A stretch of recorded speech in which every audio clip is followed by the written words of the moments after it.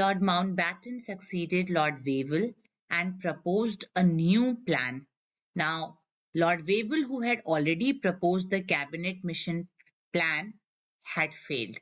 So he was called back, and Lord Mountbatten was sent to India as the Viceroy of India, and he was appointed Viceroy in 1947. Now, what was his task? His task was to restore peace between Indian National Congress and the Muslim League. क्यों? क्योंकि Indian national Congress नहीं चाहती थी कि हिंदुस्तान का विभाजन हो और मुस्लिम लीग चाहती थी एक सेपरेट नेशन. सो इन दोनों में एक पॉलिटिकल डेडलॉक हो चुका था, जिसको खत्म करने की कोशिश करने के लिए लॉर्ड माउंटबैटन को हिंदुस्तान भेजा जाता है with a new plan. And it was also told to him that please speed up the process of transfer of power without any delay.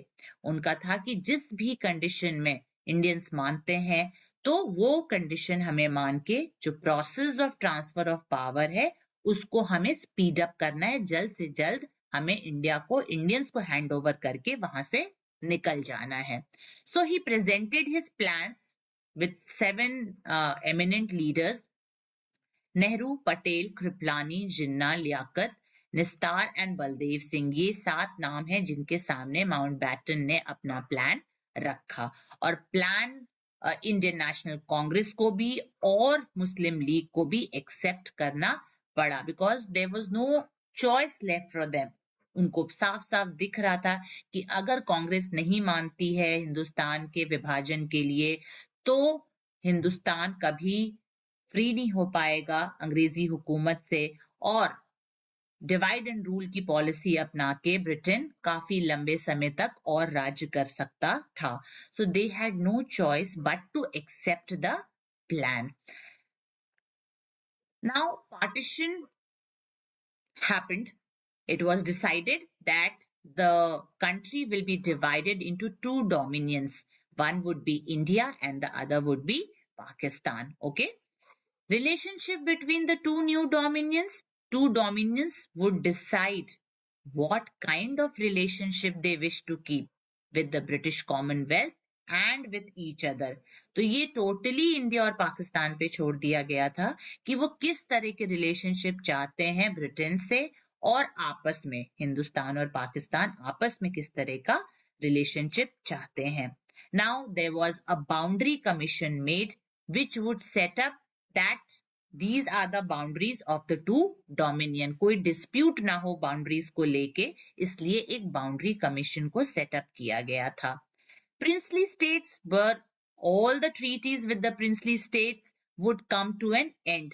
There would be no treaties now and they would be free to join any dominion. अगर आपको हिंदुस्तान को join करना है तो आप हिंदुस्तान को join कीजिए, अगर आपको पाकिस्तान को ज्वाइन करना है तो आप पाकिस्तान को ज्वाइन कीजिए, और अगर आपको इंडिपेंडेंट रहना है तो आप इंडिपेंडेंट रह सकते हैं, आप अपना एक अलग राज्य बना के रहिए. So that was the offer given to these princely states. After the princely states were given a free choice either to join India or Pakistan or to remain independent, comes the states of Bengal and Punjab. Now they were proposed to provide constituent assembly. ठीक है, Bengal and Punjab was proposed, provided the constituent assemblies. Sindh was also given a choice to take its own decision, either to stay in India or to stay in Pakistan. Northwest Frontier Province was given the choice to take its own decision, either to join India and Pakistan. Now, District of Sylhet, it was a Muslim majority. They were also given choice to take its own decision, either to remain in Assam or to join the East Bengal. तो ये सारे clauses Mountbatten plan में बहुत clearly mention की गई थी to avoid any kind of conflict. Now the transfer of power would take place earlier. पहले क्या था, जून 1948 को इम्प्लीमेंट होना था, पर for some reason it was preponed and it had to happen on August 1947. Now, British would pass an act before the transfer of power on 15th August 1947 और ये ऐतिहासिक दिन है जिस दिन हमें आजादी मिली थी. कॉन्स्टिट्यूएंट असेंबली जो थी, अब ये जब डिसाइड हो गया कि नहीं, दो डोमिनियंस बनेंगे, हिंदुस्तान और पाकिस्तान अलग अलग होंगे, तो जो कॉन्स्टिट्यूएंट असेंबली थी उसका क्या करना था, क्योंकि वो तो एक ही थी, दोनों देश का बंटवारा तो तब होना नहीं था. तो it was decided that जो existing constituent assembly would continue to work, but Pakistan would have its own constituent assembly and Pakistan would frame its own constitution. तो जो अखंड भारत के लिए कॉन्स्टिट्यूएंट असेंबली बनी थी वो हिंदुस्तान के लिए रह गई, और जो उसमें पाकिस्तानी मेंबर्स थे वो अगर वो जाना चाहते थे, छोड़ के पाकिस्तान शिफ्ट होना चाहते थे, तो वो शिफ्ट हो सकते थे और पाकिस्तान अपना खुद का कॉन्स्टिट्यूएंट असेंबली फॉर्म करेगा और खुद का कॉन्स्टिट्यूशन लिखेगा. तो ये प्लान में क्लॉज शामिल था. Now, Indian Independence Act of 1947, very important act. After the acceptance of Mountbatten Plan by all the Indian leaders, the British Prime Minister, Mr. Attlee, introduced the Indian Independence Bill in the British Parliament, and it was passed by both the houses of British Parliament on July 1st, 1947, and that marked the end of the British rule in India. Very, very important, okay? And what was the clauses of the Indian Independence Act 1947? दो नए dominion states बनेंगे, हिंदुस्तान और पाकिस्तान. अब पाकिस्तान में कौन कौन से provinces आएंगे? पाकिस्तान के पास जाएगा Sindh, British Balochistan, North West Frontier, West Punjab and East Bengal, और जो रिमेनिंग टेरिटरीज हैं इसके अलावा वो हिंदुस्तान में शामिल होंगी. Now, provisions of partition: Bengal और Punjab would be divided if desired by its people. अगर बंगाल के लोग, क्योंकि कुछ मुस्लिम्स थे, मेजॉरिटी एरिया थी कुछ मुस्लिम्स की, और Punjab obviously was Muslim dominated. तो जिसकी जो मर्जी होगी, जो भी डिजायर होगा, the people want to stay in India, they can come and stay in India. If they want to go and stay in Pakistan, that could also be done. The choice was given to the people. Now, through plebiscite is through voting. You have to answer in yes or no, and that is how opinions are taken. People of Northwest Frontier and Sylhet would decide whether to join India or Pakistan. Later on, they joined the West and East Pakistan. तो ये जो Northwest Frontier है और Sylhet है, इनके लोगों ने Pakistan join किया. प्लेबिसिट के थ्रू, वोटिंग के थ्रू इनको ये डिसाइड करना था. Now if you can see this green part, this is west Pakistan and this is again, this is the eastern Pakistan.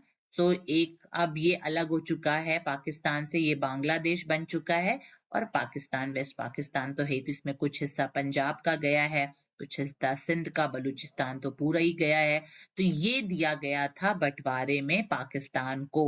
तो if you look at the map, this part is with Pakistan, and this was also part of Pakistan, but in later years there was a war between India and Pakistan, and this part India got it freed from Pakistan, and this became Bangladesh later on. तो अब उनके पास सिर्फ ये हिस्सा है.